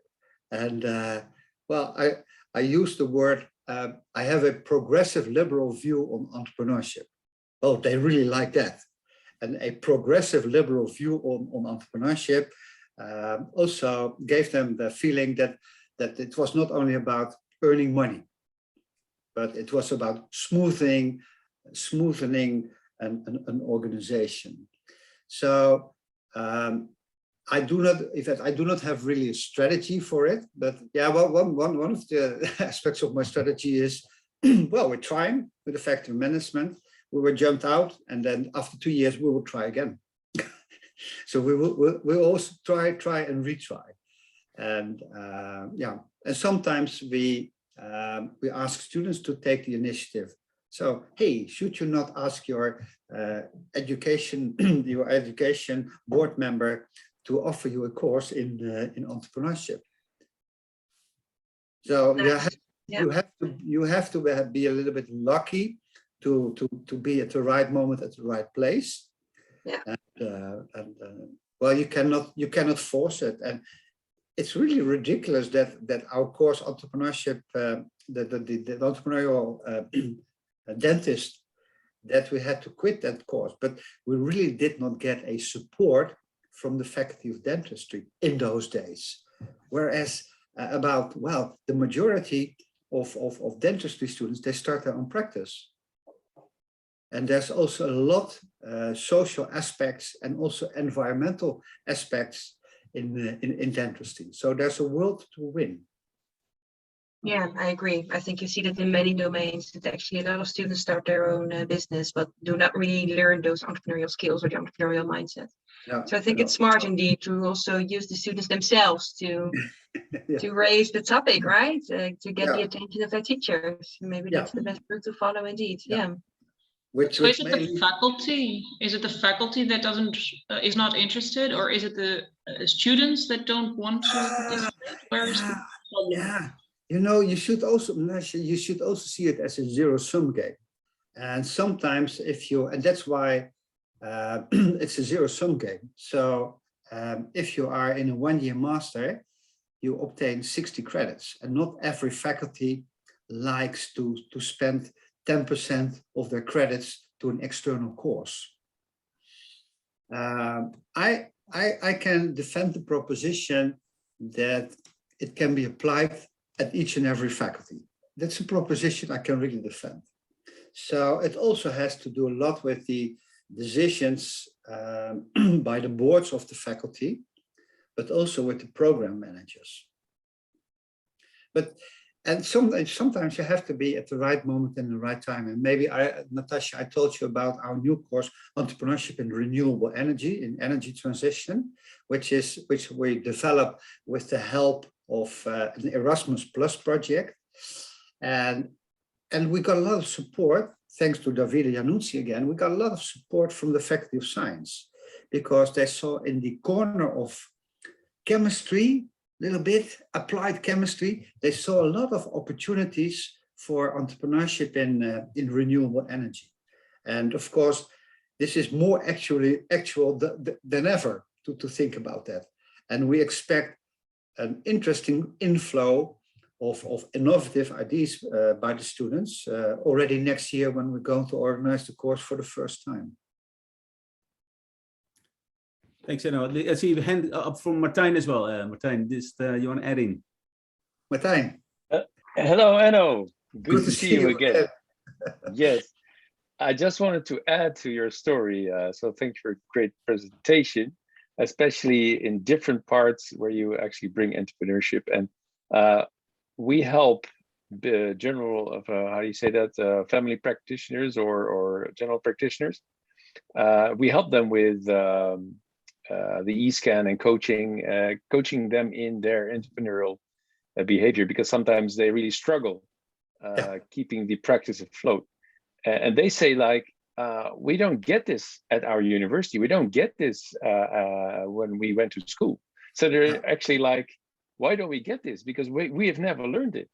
Yeah. And they're more like, how could we know? They wanted to know. So I think that most students actually would like to learn about it, but somehow the faculty actually is like, okay, that's something different. Do it in your own time. Maybe, I'm not sure. Yeah, no, that's true. And then people often do not realize what it entails, entrepreneurship education. Mm-hmm. And that's also what I said with Yvette, that you have to be at the right moment, at the right place, with the right people. And now we are at the right place with the right people and at the right moment for the family doctors, because about every week there's a paper there's a article in the newspapers about the heavy pressure on the family doctors. And I think that with the black box of entrepreneurship, we can really help them, at least a bit. After all, they are running their own organization, so they're running. Absolutely. But this well, and also the sometimes they're never alone. They have 2 or 3. Yeah. And then you see with our team analysis, they actually see, oh, these are our blind spots. We never knew because they thought we had it covered. But they look at it from a business side, like, okay, you do organization, you do finance, you do like something with their patients, something like that. But they forget that actually as an entrepreneur, they have different personalities, and sometimes they really lack something, but they never knew. It's like totally oblivious to it. Yeah, and I really recognize what you're saying, Martijn. Yeah. Elpida, we have another question from, or raised hand from Elpida from University of University. There you go. Sorry, I couldn't see that all. Yes, actually, I wanted to say that in the University of Western Macedonia here in Greece, we teach entrepreneurship horizontally throughout the whole university. There was a national program a lot of years ago, about 10 years ago, that introduced innovation and entrepreneurship in the tertiary education through a unit that is called the Innovation and Entrepreneurship Unit. So we teach 2 entrepreneurship courses, one with, let's say, the basics of entrepreneurship, and another one with the development of business plans. So in addition to the departments of Polytechnic that we have in the economics, we also teach entrepreneurship in the pedagogy, in the schools of pedagogy. We have 2 schools of fine arts and 2 more schools of health sciences. So I do not think we faced any kind of obstacles also in the other schools apart from pedagogy, apart from the polytechnics and the economics. And actually what we do is that we try to develop interdepartmental collaboration between students from different departments in order to create their business plans. So by doing that, we see that some very good ideas come up because they combine the knowledge from their department. For example, the economic students help more in the financial plan of the business plan. The engineers, they help a lot in the development and the design and so on. So we have a very good experience with teaching entrepreneurship in other departments apart from business and economics. And is this in the bachelor or in the master? No, not a master. Because we also try to combine with our minor in entrepreneurship. We also try to combine students from different disciplines, but then we experienced that a number of faculties said, well, we're not sending our students to a minor in entrepreneurship because this is 1/6 of their total bachelor. So we do not support that one because ours is too important to spend so much time to a to entrepreneurship. And in those days, I also developed more and more into teaching at the faculty at the master level, and then I experienced that there was some interest, but they always wanted to have their own courses, and so we offer them the human movement course is really for human movement students. The physics course is really for physics students, but there's a rather public secret that we also create a lot of skill economies because the approach is basically the same. So on the backside, we create our skill economies, but they perceive as that they have their own elective in entrepreneurship. Okay. In our case, it is also an elective course, but it has to be to the whole departments, and we have a lot of students participating. Okay, great. Thanks. I'll break in here because we're running a little bit out of time. But there's one interesting question, and it kind of follows on what you just said, because you speak a lot about it's their own course, right? The faculty's course or the associated with a particular faculty. But we all know that obviously multidisciplinary teams are performing better. You already mentioned that it's very hard to kind of organize that, right? So, so what do you think? Can you elaborate a little bit more on what you think about those multidisciplinarity masters? The second question here was what are the strongest motives for students to join such master's courses, and actually where should it be, I guess, taught, right? So multidisciplinarity, like where would it fit into the academic system, I guess, if you would want to offer them? Yeah. Well, they're two very good questions. If I'm looking at my ideal picture, I see master elective with students from all different disciplines. That's really my ideal picture. But I always experience that the faculties, they want to have their own elective, and otherwise they are not willing to collaborate, to put it a little bit extreme. So we have to accept that we also have to teach bookkeeping to physics students, but that's more or less a political situation, I would say. Which I cannot change. But our way to work with it was to create skill economies at the backside of the courses. Yeah. Right. And then concerning your second, what's the motivation to join? I think it's either a deliberate choice because they want to start their own enterprise, or they want to be self-employed. I think for many of the AI students, that they really see their future as a self-employed and not as a person working too long on a labor contract. But we also very often get students coming in just for curiosity, that they want to do something different, different elective in the masters, which has had a good evaluation in recent years. So curiosity is also a reason. Yeah. Excellent. Thanks so much, Enno, for your presentation and the Q&A here. We'll switch over to unless Lina, you had your hand up. Sorry, Lina, I didn't see you just now. A short question, maybe. Just very quickly. So maybe we should switch our question to not how we attract students, but how do we teach entrepreneurship to non-entrepreneurship or business students, but how do we introduce it to other faculties? Yeah. So maybe this is something we should discuss at another point. And you're very much welcome to discuss it directly with me, and I'm sure that address will become available. And this is also one more question, and then I give the floor to you, back to you, Arjan. It's also to how to recruit staff for teaching these courses. And because it's a little bit of a weird course, of course, for a number of staff members.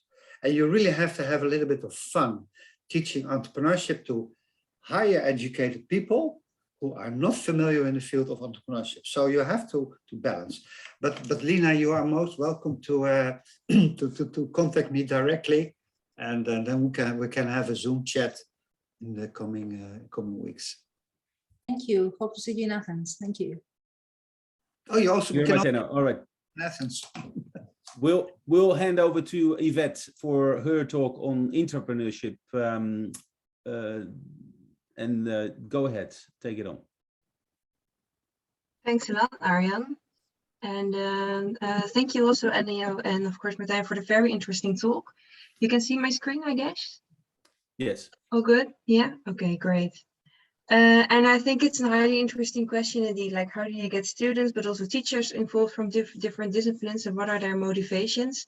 I will try to incorporate that in my story as well, because I think maybe more from the macro or organizational level on faculties and how to get the universities involved in entrepreneurial teaching. I will dive a bit more concrete into an example again, just like last time with the €5 game, but now telling you about a course about intrapreneurship, in which we actually also have students from all kinds of different backgrounds participating.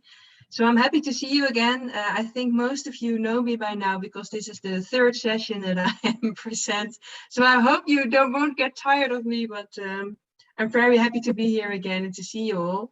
New picture, same story, just for those that are here for the first time. So I work at Wageningen University as an assistant professor at Education and Learning Sciences in entrepreneurial learning and entrepreneurship education. And I also have my background in educational sciences. And later on, I became interested in the field of entrepreneurship. I think as a very great perspective into learning, especially now we have to deal with so many sustainability related issues and issues that are spiced by uncertainty. And during this presentation, I would like to tell you a bit more about a course that I teach about entrepreneurship. And then again, just like last time I told you about the Entrepreneurship Education Canvas, I would like to make the connection with the canvas and also show you again how we use it as teachers to design our entrepreneurial courses and how it might be of use to you as well. I will try to make it concrete as possible again, so that I hope that you can use some of my ideas also for your own teaching.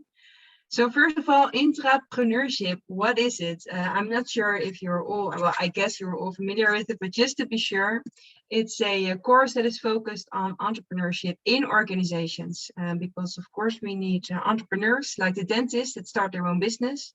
But I think we also need entrepreneurial employees. Actually also people like us, you know, I would like to consider myself also to be an entrepreneurial teacher, an entrepreneurial researcher. And I think that most of our students that we teach won't start their own company in the end, but will become an entrepreneurial employee. And as that, I think also have a great role to play in solving all kinds of innovative and sustainability related issues. So I'm coordinating this course in Wageningen that is really focused on well, the development and implementation of innovations in organizations. So being entrepreneurial, starting new things, exploring opportunities within the context of existing organizations. And before I dive into the course, I just wanted to make a link to the first masterclass in which we talked about value creation pedagogies together with Martin Lakius. And I would say that my course is in enterprise education. So you could say that entrepreneurship education, I hope you remember, is more about startup creation. While enterprising education, I think that was already nicely referred to in the other two talks, is more about developing the entrepreneurial skills and developing an entrepreneurial mindset. So you can consider the course that I tell you about now as value creation pedagogy, in which students are challenged to create value for others, in this case, the organizations that they consult. So they really have to do something and make something that is perceived of as being valuable to other people outside of the classroom. So the title of the course is Entrepreneurship Impacting Existing Organizations. It's a Master of Science level course. So I really liked it also about the questions that were just being asked from the audience. About master level courses in entrepreneurship that also attract students without a business background.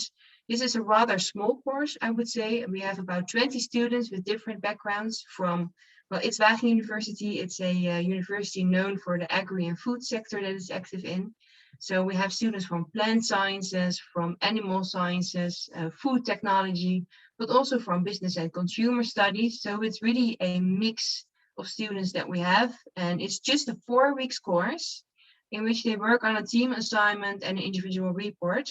And 4 weeks sounds like a very small course, but it's actually the only course that they are involved in at that very moment. So it's very intense. They have all their attention and time on paper, of course. I mean, still students, they also have their side jobs, but on paper, they have all their time for this course. They have 3 lectures per week in which we have literature discussions, lots of pitching by students and group work, because the students work in groups of about 4 students, also mixed teams, so that they can really learn from each other's backgrounds.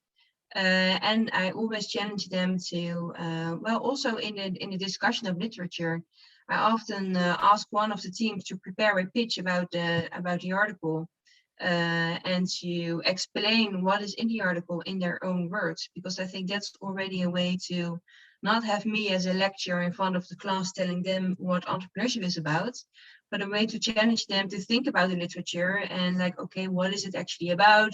What are the most important insights and learnings that we can get from this article? How can we use it for our team assignment or for the individual report? So there is a lot more processing going on, I would say, when they have to read it and pitch it in front of the class. And then we kind of, during the classes, co-create knowledge about intrapreneurship together. And that's what I really like. And sometimes it's exciting for students because they are like, okay, but you also prepared your slides as a lecture and now we don't discuss all of them. So do we really get all the knowledge?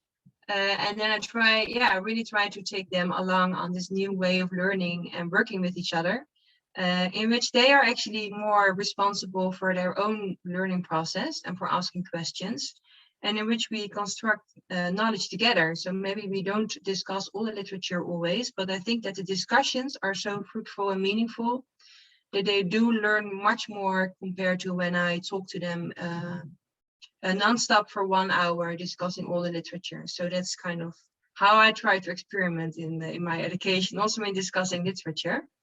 So here are a lot of text on the slide, but these are the learning outcomes that we foresee with the course. So you can see it's a lot about intrapreneurial learning processes in organizations. And we have this distinction between the individual, team, and organizational level. And we try to come back to that difference in levels all the time, to also make them aware, like, okay, you have to focus on the individual employee when it comes to entrepreneurship, but also think about team processes, because entrepreneurship is, I would say, almost always about teams. It's always a team effort. You explore and develop ideas with one another. And of course, you also need your organizational level, because in the end, you want to implement those innovations, and you really need the support from the management. It's about competencies. I think, for instance, the scan that was being introduced in the first talk of today really is about expertise, skills, mindset, knowledge, some competencies. And they have to actually develop, implement, and evaluate an intervention during the course. And I think that is really nice. They have to look for an organization themselves that they consult. We'll tell you a bit more about that later. But in the course, in the 4-week course, they actually have to work together with professionals, because for me, entrepreneurship education is also about going outside of the building. Even in Corona times, we really try to do that, and to let them work them in authentic situations and to work together with professionals. So kind of at the end of the course, they have to make an advisory report for the organization that they consulted. And there is also reflection involved. They have to work on their own personal learning goals. They think, for instance, about the question, who am I as an intrapreneur, not as an entrepreneur, but in this course as an intrapreneur? Do I see myself as an entrepreneurial employee in the future? And they have to be able to reflect on the content of their advisory report with peers, professionals, and teachers. So reflection and being able to talk about your learning process together with others is really key in our course. So to tell you a bit more about the team assignment. So we have these 20 students, then we have most of the times like 5 groups, 4 students each. We make mixed teams in terms of background, in terms of nationalities, because this year we had 20 students and I think about 8 or 9 different countries that they came from. And also in terms of, are you more like this planning kind of type, very structured, or are you the creative idea generator, or are you more a person that is really focused on the relationship, so on the team atmosphere? And we try to create mixed teams based on these different qualities of students. Also, no, to be entrepreneurial, we really believe that, and to be creative, then a mixed team can help. Then they have to find an organization themselves, and that's often really challenging because it's just 4 weeks, but we really promote them, stimulate them to use their own network to find an organization that they can consult. And it can be a business, a governmental organization, an NGO, and oftentimes also the university itself, because of course we help them. We always have some backup plans. some organizations in top of our minds, but yeah, it's still up to them, and that's also sometimes at the beginning a little bit difficult for the students. Like, wow, okay, I have to find an organization this week, and in 3 weeks' time, I have to do an intervention. Because then it's the most important task that they have to do.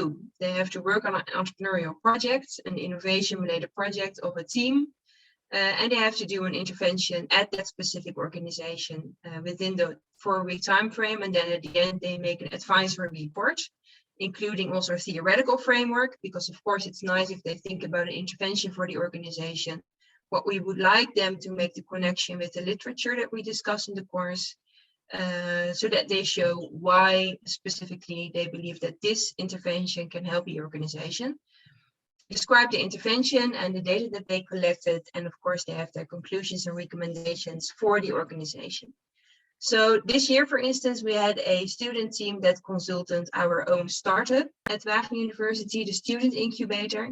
At this moment, we have a student board consisting out of 5 students that full-time work at startup in Wageningen.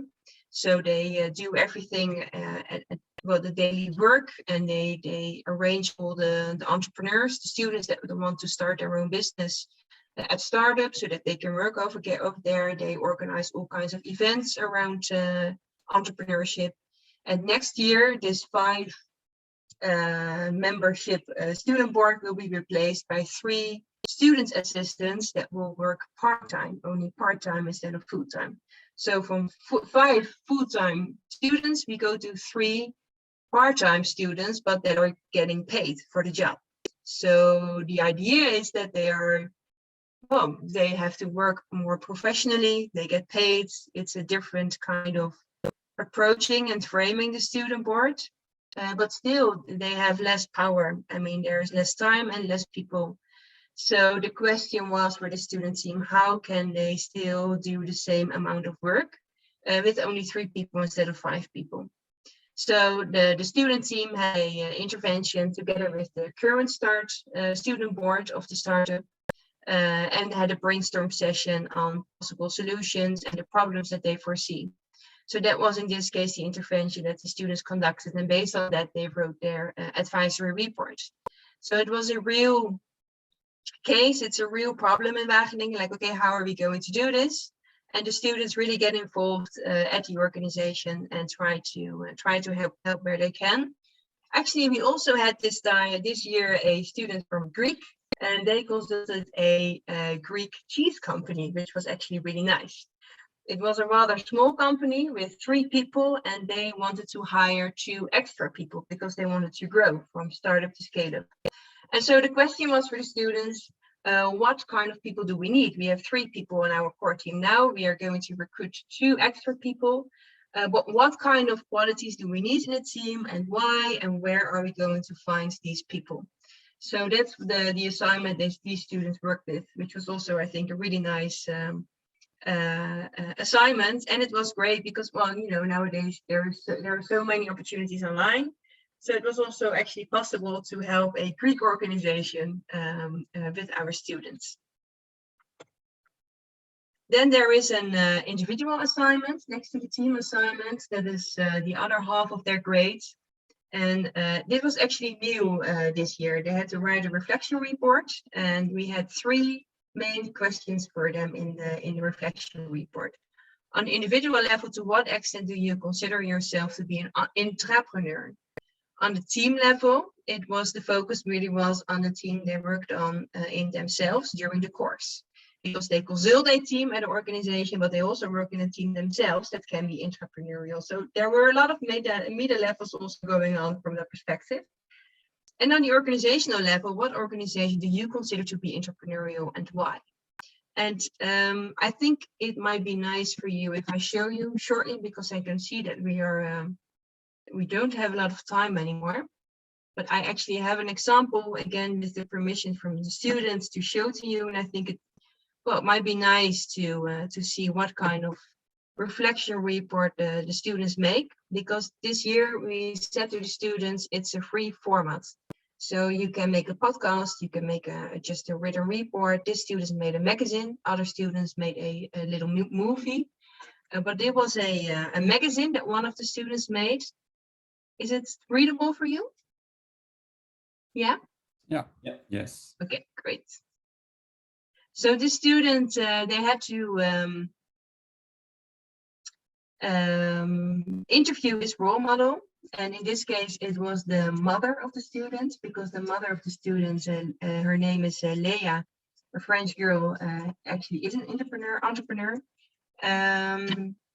At first, we felt a bit like, okay, interviewing your mother, is that okay for the assignment, or should it be somebody further away from you? But in this case, we felt like, okay, well, you know, if you have good arguments for it, why not? And you can see here, for instance, that the student is referring to the literature, Dutta and Crossen. It's a 4i learning framework. If you would like to know more about it, let me know and I can show it to you. But we also challenge the students in this reflection report to actually have this talk with the entrepreneurial role model, but also based on the literature, give arguments like, okay, why is this actually an entrepreneur to you? So I really like that. And we're not going to read everything. I'm just scrolling to something that I really liked. This is a persona. It's not necessary for you to be able to read it all. But actually, in one of the final lessons, we had a discussion. Okay, we have this course about entrepreneurship, but who is the entrepreneur?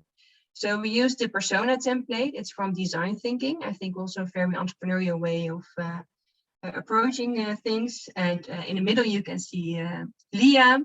And what does an entrepreneur hear, say, and do, think and feel, see? And what are the pains and the gains of an entrepreneur? And the question here was, well, to what extent do you perceive yourself to be an entrepreneur? And here you can see how she really nicely, I think in a creative way, also mapped herself as an entrepreneur, giving us insights into her, well, learning journey and how she tried to develop herself as an entrepreneur. And the last thing that I wanted to show you, I think she really made it very nicely. They also had to reflect on an entrepreneurial organization. For her, it was HIPGE. I hope I pronounced it correctly. But here you can see how she then also reflects on, okay, why is this an entrepreneurial organization? And we also asked them, would you like to work there in the future? And the input, I can see it here accidentally now, input process output model. It's a very easy to use capstone. So we had the individual team and organizational level and the input process output model as kind of the basic capstones in the course to connect all the theories and the things that the students were doing throughout the course. So back to the presentation, and Arjan, I will do my best to be quick. You're doing great, because of time. You're doing great. You're doing well. Okay, thanks. Well, yeah, this is actually also where I would like you to jump in for a moment, Arjan, because another component that we had in the course was guest lectures. So we visited NN Group, a large insurance company in the Netherlands, to visit Thierry Smith. He's the head of data science and artificial intelligence at NN. So these are students with a background in food and technology, and I brought them to an insurance company also to get them out of their comfort zone and to make them asking questions to an intrapreneur. This is really an entrepreneurial employee that I worked together with in the past. And it was also nice for the students, I think, to actually be in a organization and to see a business environment. One of my students actually told me that he hasn't been in a organization before, so I think that was nice. And we had Arjan in our class as an intrapreneur and an entrepreneur, I would say, actually from both perspectives. So maybe Arjan, you would like to also tell a bit about your experiences with that. Yeah, no, I mean, it was a lovely experience, and yeah, my experience is because of my background working for big corporate organizations and consultancy companies, as well as for startups and scale-ups. You know, I have obviously perspective on both sides of the coin almost, because to me they are. Although there's some elements that are very similar, there are also a lot of differences between being an intrapreneur and an entrepreneur. And the way we went about it, we just, I mean, the way I like to structure it, and I think it goes hand in hand with what Yvette said about co-creating content in a situation like this, is that you know, we based the session on the Q&A that we had set out up front, and we kind of collected the questions and put them into categories. And from that, a really kind of interactive discussion appeared. And for me, and also for the students, I think that was a very valuable experience, because we started to have discussions around yeah, what it's like to be an entrepreneur versus an entrepreneur, and how you work in teams in a corporate environment, trying to be an entrepreneur, trying to achieve innovations in that big organization, versus the working in a small team where you are basically a founder of a company and obviously in charge of everything you'd like to achieve. So it became a discussion around how to create impact, and in what kind of way you could best do that, and also how it would fit certain personality types better than others, right? And I think it was another interesting discovery for everyone there, that some find more, I guess, comfort in being in a big corporate and try to achieve their objectives there, versus kind of the risky environment for a startup. So I think in the end, we had a really fruitful conversation that lasted for about 2 hours, 2.5 hours, I think, if it was it. So pleasant from both sides. Yep. Yeah, that was really amazing. It was indeed nice what you said, Arjan, that some students that are maybe a bit more quiet, then at the start they think I'm not an entrepreneurial or an entrepreneurial person, and then they found out that they actually also, by having listening skills, or maybe being able to say like, oh, but these are the ideas that we should explore further because they are good at evaluation. And they kind of also discover themselves, oh, I can also be entrepreneurial, especially in a team where I have the people that are more extroverted. So that was indeed nice to have discussions about. Yeah. And then to conclude, here it is again, the Entrepreneurship Education Canvas, considering time, and also that you probably, if you attended also the previous masterclass session, already seen it. I just wanted to go quickly through it and show you how I actually use the canvas to design the course. Because just in short, we have these 11 design principles. You can see them here on top. To design your own entrepreneurial course, and it can be within entrepreneurship, but actually also outside of the business school, applying this wide perspective. So the 3 design principles are organized in 3 categories: the entrepreneurial process in the middle, the task at the left, and the context and relationships at the right. And you can see them as in dimensions. So we often use the colors. The blue ones are the ones that are less present in a course, and the green ones that are more present in a course. And what I did this time is to, instead of only use colors, also use these post-its to show how we actually organize the course. So in this case, for instance, at the left, you can see in relation to the task that they're really challenged to create social value, because they do this assignment for another organization. So it's for other people, especially in social terms, but not in economic, and also not necessarily in environmental teams. At the right, you can see that the students work in mixed teams. We have the guest lectures and the role of external stakeholders also via the organizations that they have to consult. And what was new this year is, because I really like this, well, these role models. I think that's really important to students, that they have role models that they can identify themselves with.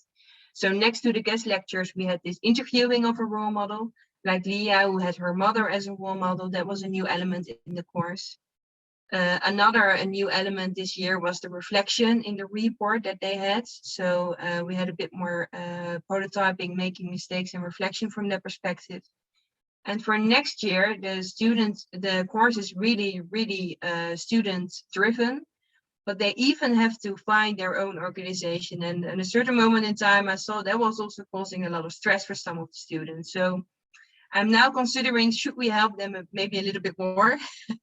Because I think finding an organization is an entrepreneurial learning experience in itself. But I also think you always have to find the balance in challenging them, but also supporting them as a teacher.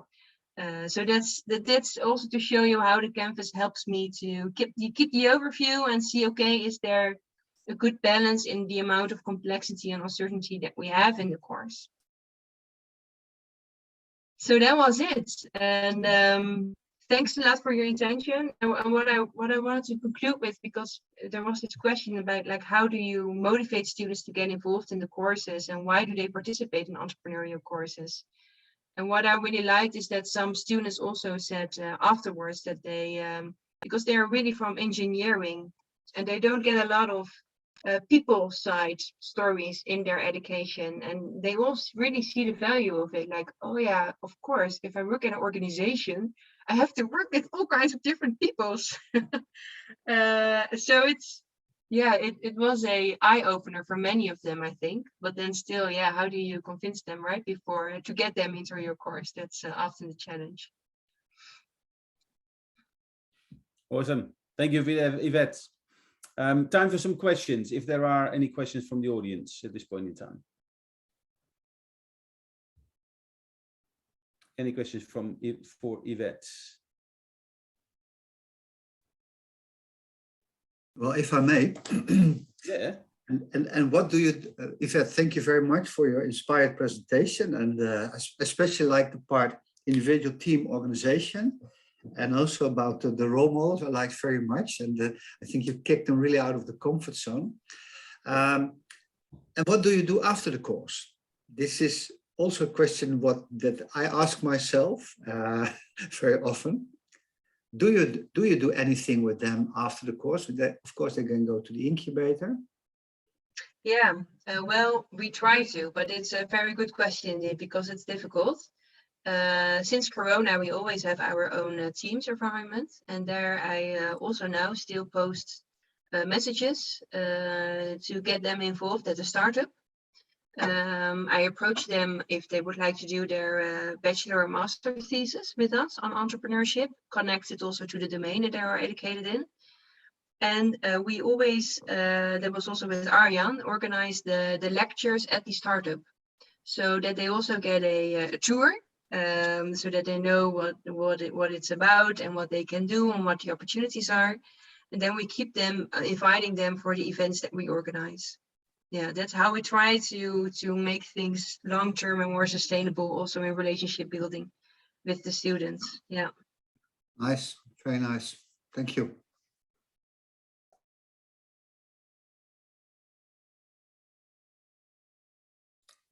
Apologies. Are there any other questions in the chat?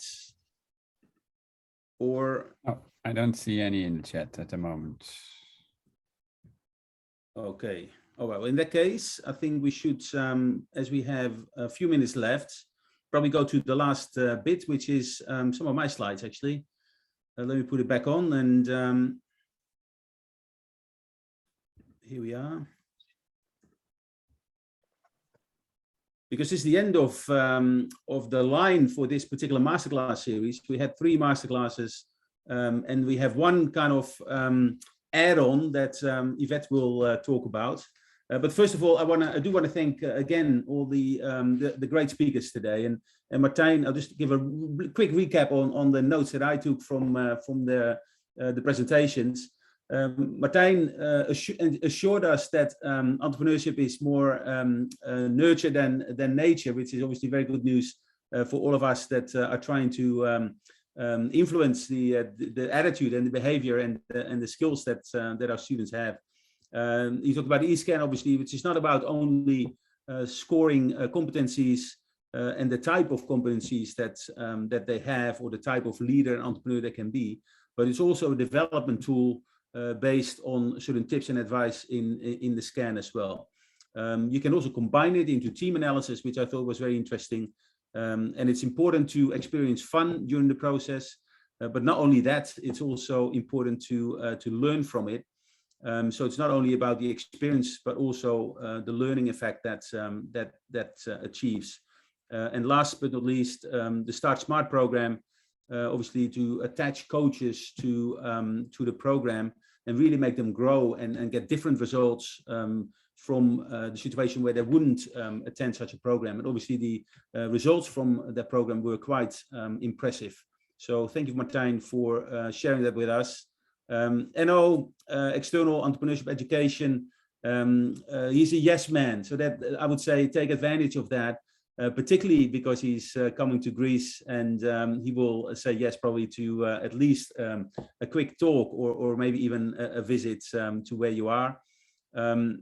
He spoke about skills and attitude and knowledge as being the three components of entrepreneurship and external entrepreneurship education. And obviously he took us through the different disciplines and faculties that his particular course has run, and to see the differences between physics and analytics and AI and even theology. I thought it was quite remarkable to have so many different environments and audiences. And I think what stood out for me is that most students are not too different. One of the comments that Enno made, so and the value that Martijn also emphasized, the value that it brings to all sorts of students from all walks of life, I think was another thing that they often think of after they've graduated. So I think that kind of I guess is a testament to the work that those two men have done. So thank you very much. And obviously our own Yvette spoke about co-creation, working together and creating things together. Spoke about entrepreneurial learning in particular, at both an individual, a team, and an organizational level, and that is all about designing and implementing interventions during the course. So thanks, Yvette, as well for doing that. Now, what's next is, and we spoke a little bit about the Entrepreneurial University Framework, I think in the last Masterclass series, actually.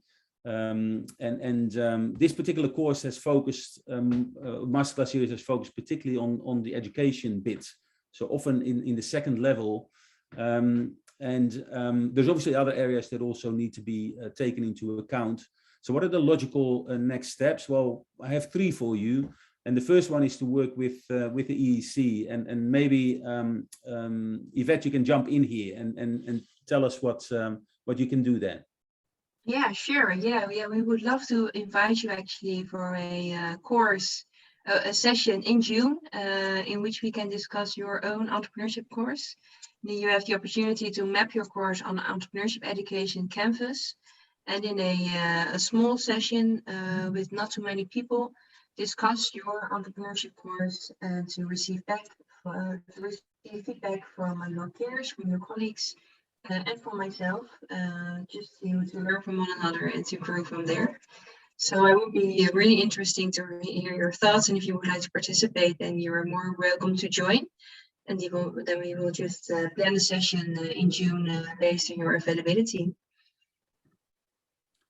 Thank you, Yvette. Thank you very much. And obviously that offer stands.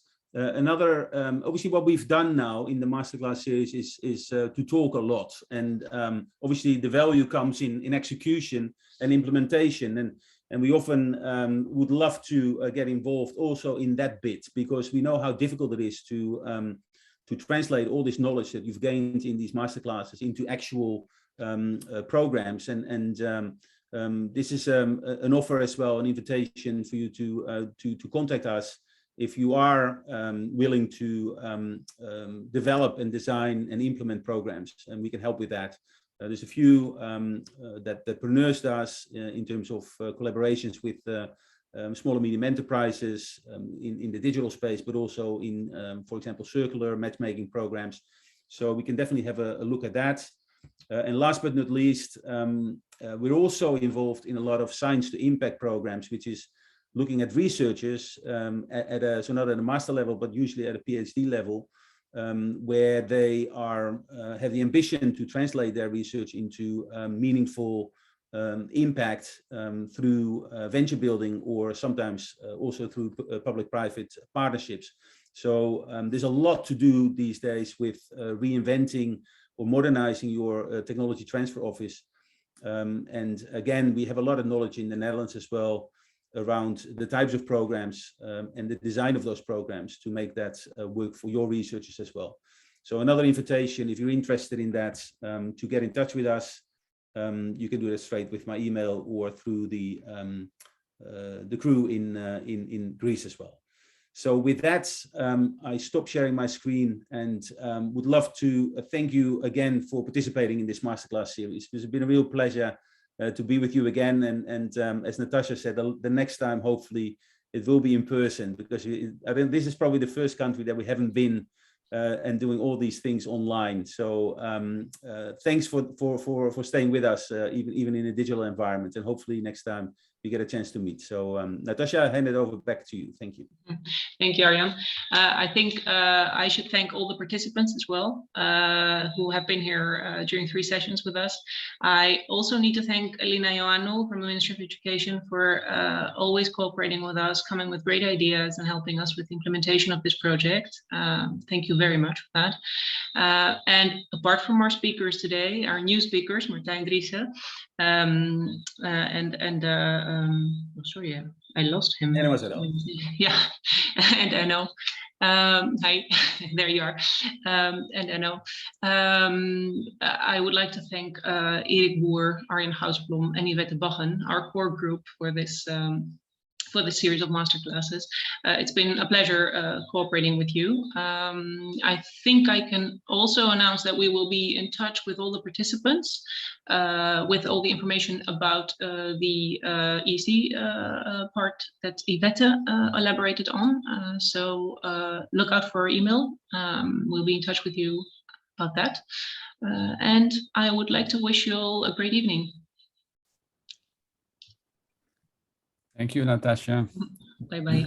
Bye-bye. Thank you. Bye-bye. Thank you for Thank you. participating. Bye-bye. Thank you.